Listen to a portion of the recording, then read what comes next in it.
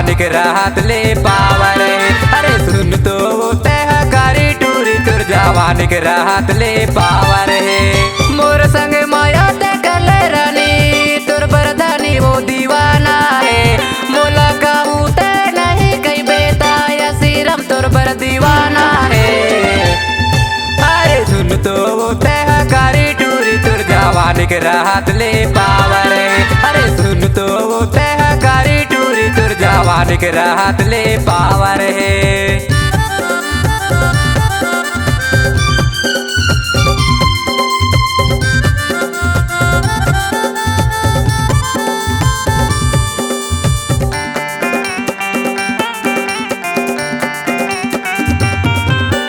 जानते हैं गुसिया नाव टूरी जन करना ते है घमंड वो जन करना ते है घमंड। दिले से तोला चाहता वरानी माया कर ले मोरे सा।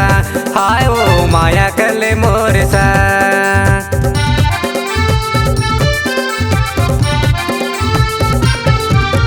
जानते हैं गुसिया नाव टूरी जन करना ते है घमंड वो जन करना ते है घमंड। दिले से तोला चाहता वरानी माया कर ले मोरे सा। हाय वो माया कर ले मोरे सा।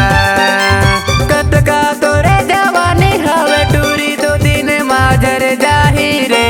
कत का तोरे जवानी हवे टूरी दो दिन मां निकल जाहिरे।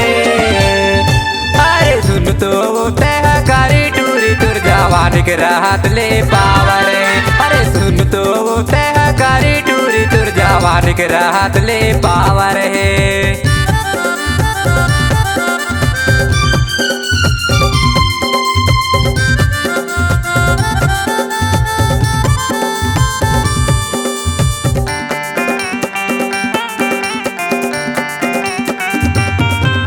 दलदली सुखजर मेरे पूछे ले बेरानी ओही मेर हावे मुर्गा ओही मेर होते मुर्गा। याद आवे बस में बैठ के आवे बन गौरा हावे मुर्गा वो बन गौरा हावे मुर्गा।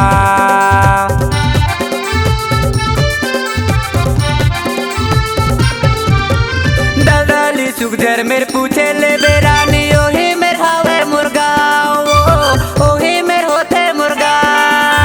याद आवे बस में बैठ के आवे बन गौरा हावे मुर्गा वो बन गौरा हावे मुर्गा। मोर संग माया ते कले रानी तुर बरदानी वो दीवाना है। मोला कहूँ ते नहीं कई बेटा या सीरम तुर बर दीवाना है। अरे सुन तो तह कारी टूरी तुर जवानी के राहत ले पावर है। अरे सुन तो तह कारी टूरी तुर जवानी के राहत ले पावर है।